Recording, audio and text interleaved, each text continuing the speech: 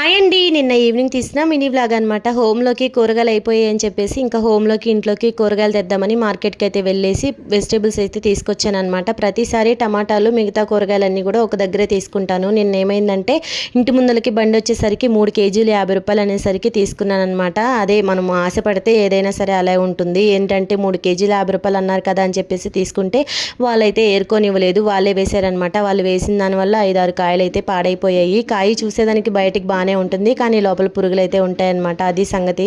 ఇంకా కూరగాయలన్నీ తీసుకొని హోమ్లోకి ఎన్ని కావాలో ఇచ్చేసి నాకు కావాల్సినవి అన్నీ కూడా ఇలా తెచ్చుకొని ఇలా బాక్సుల్లో కొన్ని బ్యాగ్స్లో కొన్ని అయితే అరేంజ్ చేసుకున్నాను అనమాట. ఇలా అరేంజ్ చేసుకున్నామంటే డైలీ వండుకునే దానికి చాలా ఈజీగా ఉంటుంది. ఏది ఎక్కడ ఉందో కూడా ఈజీగా అర్థమవుతుంది అనమాట. వారానికే కూరగాయలు 800 వేయండి, ఇంకా నెలంతా ఎంత అవుతాయి అనేది ఊహించుకుంటేనే భయం వేస్తుంది అనమాట.